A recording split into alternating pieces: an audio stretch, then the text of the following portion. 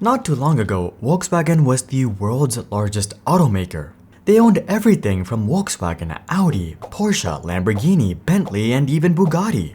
And as such, they were delivering over 10 million cars every single year. Since then, Volkswagen's deliveries haven't gone down too much, but everything else has, starting with reputation. Ever since the Volkswagen emission scandal, which cost them 31.3 billion euros, the brand has suffered from a lack of credibility and trust, for obvious reasons, which has made it extremely difficult for the company to make progress. For example, their net income is only half of what it was back in 2012, and if you look at stock price, things get ugly quick. Volkswagen is down 59% from just 2 years ago, leaving them with a market cap of just 64 billion euros. For perspective, that's roughly the same percentage fall as Tesla, but there's a magnitude of difference. Tesla crashed from a valuation of over $1 trillion. Volkswagen, on the other hand, crashed from a valuation of just over 100 billion. So the fact that Volkswagen is having the same difficulty holding on to a $100 billion market cap as Tesla is holding on to a $1 trillion market cap is extremely concerning. Now, you could argue that the entire automotive industry is currently down, but that's not really true. Yes, EV companies are getting destroyed, but Toyota is actually doing better than ever. And as a legacy automaker, you would think that Volkswagen behaves much more like Toyota than Rivian or Tesla. But that couldn't be further from the truth. In fact, Toyota only delivers about 2 to 3 million more cars than Volkswagen every year, but they're worth over $300 billion or 5 times more than Volkswagen. Even from a profit perspective, Volkswagen delivers nearly half of Toyota's profits, but again, they only boast 1/5 of the valuation, which simply makes it crystal clear just how bearish investors are on Volkswagen. So here's the dire state of Volkswagen and what happened to the once dominant auto giant.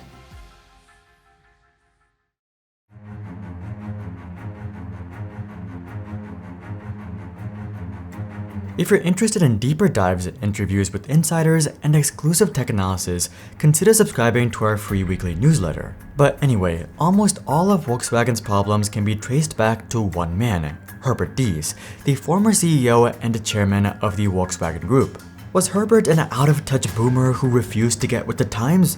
Well, no, Herbert was actually the exact opposite. He was more in touch with the EV market and future trends than anyone else from the legacy auto industry. In fact, he was very much an Elon Musk fanboy, and he would regularly make outrageous statements complimenting Elon and Tesla to the detriment of Volkswagen. And if you don't believe me, just take a look at the sort of things that Herbert said.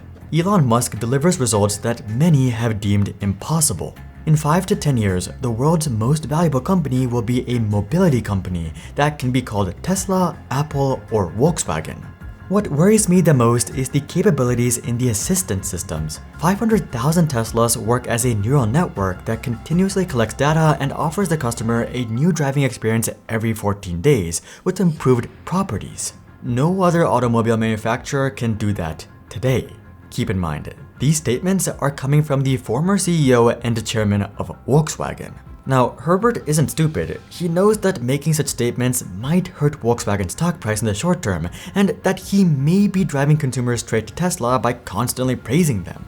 But he was okay with this as he was trying to play the long game with Volkswagen. He strongly felt that Tesla was headed in the right direction, and he wanted to shock Volkswagen investors and board members into taking quick action. What was this quick action, you ask? Well, it was betting 84 billion euros on EV and AV development. I should also mention that this was right at the beginning of the pandemic, when Volkswagen stock was down 43%.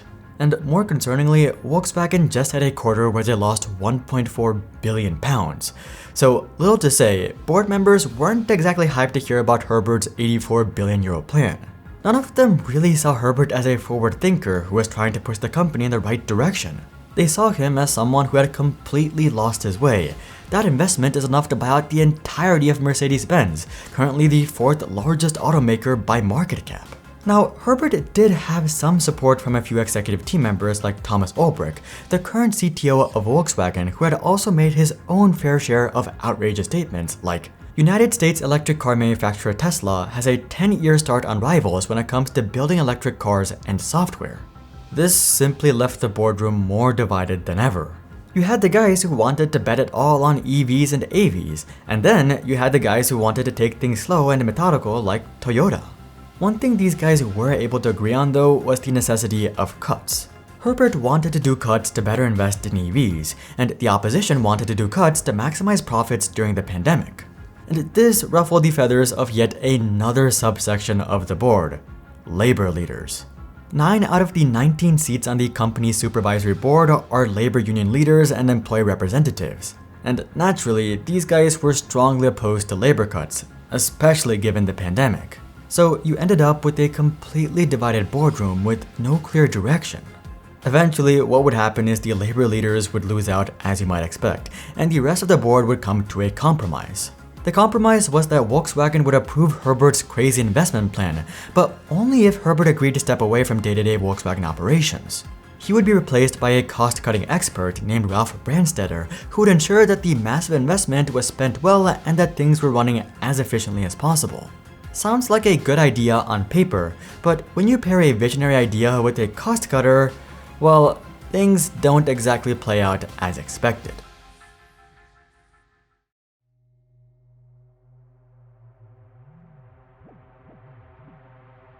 By far, the #1 most cited issue with Volkswagen's EVs is unbearably bad software. Now, this doesn't have to be the case. All legacy automakers really need to do is take their existing ICE vehicles and put batteries and electric motors on them, similar to what Ford did with the Ford F-150 Lightning. It's basically identical to the gas F-150, except it runs on electricity. This is really all that's needed, but oftentimes, legacy automakers like to pair EV efforts with modernity efforts, as is the case with Volkswagen and especially Mercedes-Benz. If you know, you know. More times than not, these modernity efforts simply cause even more issues. Not only do customers have to adapt to using an EV and all of the hassles that come along with charging and range, but they also have to deal with incompetent software. And again, you don't have to take my word for it. Volkswagen software is so bad that they're spending $3.7 billion on a joint venture to fix it. The bottom line is that it makes little sense to take on this hassle when you can just buy a Tesla with extremely refined software, or even just a more traditional car that just happens to come in an electric or hybrid variant. The other major issue that has been plaguing not just Volkswagen's EVs, but all Volkswagen cars in general is recalls. Theoretically, one of the benefits of going with an established automaker like Volkswagen is that they're supposed to know what they're doing thanks to decades of industry experience, unlike new players like Rivian or Lucid for whom recalls are to be expected. But that's not the case whatsoever. Just late last year, Volkswagen recalled all of their ID.4 EVs in the US due to flammable interior materials. And more recently, they recalled over 260,000 gas vehicles due to leaky fuel pumps. So when you go with a Volkswagen, you're not really getting better reliability on the car side of things or the software side of things. But all of that just tells half the story. The reality is that much of the current state of Volkswagen is not due to any one thing that Volkswagen did wrong, but rather just general market sentiment and competition. Starting with market sentiment, the average person is not nearly as gung-ho about EVs as EV investors and enthusiasts thought. In fact, the average person is still rather skeptical about EVs, primarily due to concerns regarding charging and range. It seems that they would much rather own a hybrid vehicle and wait for charging tech and infrastructure to advance way more before making the jump. In fact, sales of plug-in hybrids increased by 83% last year, while sales of regular EVs only grew by 21%.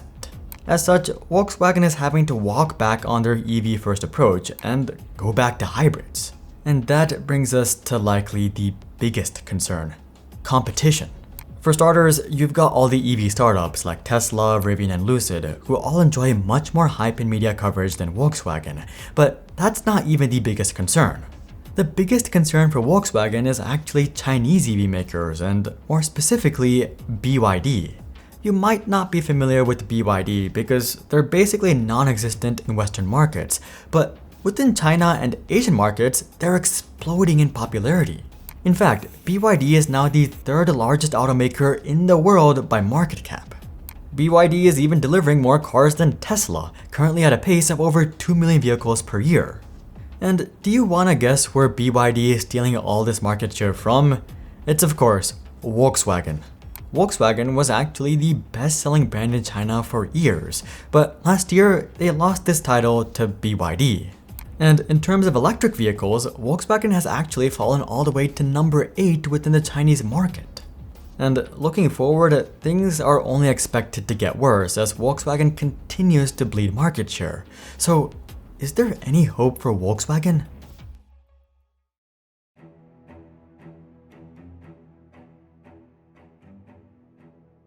Truth be told, the future for Volkswagen is looking rather bleak. If you're wondering what happened to that forward-thinking CEO Herbert Diess, well, he was completely ousted from the company in mid-2022.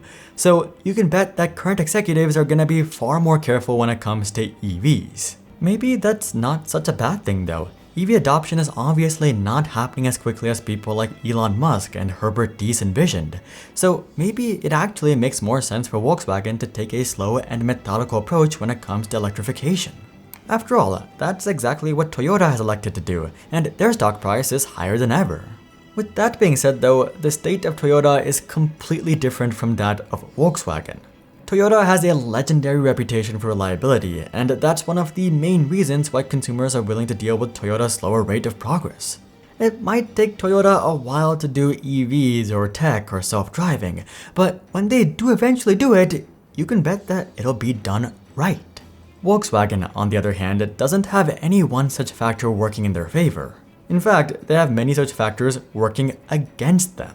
This includes Dieselgate, unreliable software, and a slew of recalls. They're also not leaders in EVs or autonomy despite unprecedented investments. They've also unloaded some of their biggest brands, including Bugatti, and they're slowly selling off their stake in Porsche. At this point, it kind of seems like the only reason Volkswagen is still big is because they were already big.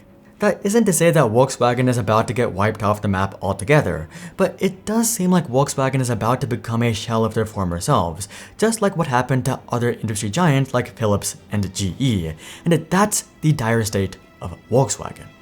If you're interested in having companies pay you, check out our bond investing platform Silo in the description below. But until then, I'm Hari, and I'll see you guys on the next one.